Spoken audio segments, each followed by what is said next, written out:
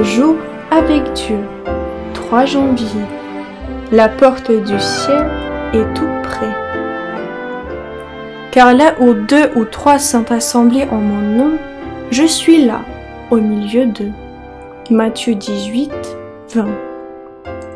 Travaillez, observez et priez pour les âmes comme si vous deviez en rendre compte.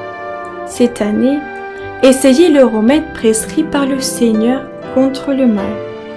Que chacun fasse ce que le Seigneur lui demande de faire, en regardant vers Jésus, qui est le propriétaire de chaque âme. Que des petits groupes se réunissent le soir, ou tôt le matin pour étudier la Bible par eux-mêmes. Qu'ils aient un temps de prière pour qu'ils soient fortifiés, éclairés et sanctifiés par le Saint-Esprit. Si vous faites cela, une grande bénédiction viendra à vous de la part de celui qui a dédié toute sa vie au service, celui qui vous a racheté par sa propre vie. Vous devez avoir la puissance du Saint-Esprit, sinon vous ne pouvez pas être vainqueur.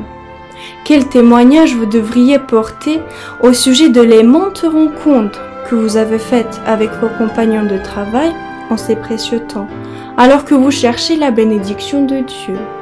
Laissez chacun raconter son expérience avec des mots simples. Le travail de chaque croyant est agressif. C'est une guerre quotidienne. Christ dit, « Vous êtes mes témoins » Ésaïe 43, 10. Pensez, parlez et agissez selon ces paroles. La porte du ciel est accessible. Ouvrez la porte vers le ciel et fermez la porte qui va vers la terre. Entendrez-vous sa voix et ouvrirez-vous la porte de votre cœur à Jésus? Aimerez-vous celui qui a donné sa vie pour vous? Que de petits groupes se réunissent pour étudier les Écritures. Vous ne perdrez rien par cela, mais gagnerez beaucoup. Les anges de Dieu seront dans votre rassemblement, et alors que vous vous nourrissez du pain de vie, vous recevrez des tendons et des muscles spirituels comme si vous nourrissez des feuilles de l'arbre de vie. Ce n'est que par ce moyen que vous pouvez maintenir votre intégrité. La fidélité à Jésus-Christ vous assurera une récompense des plus précieuses. Que chaque âme aspire à la vie éternelle, reconnaissant Christ en parole et en esprit.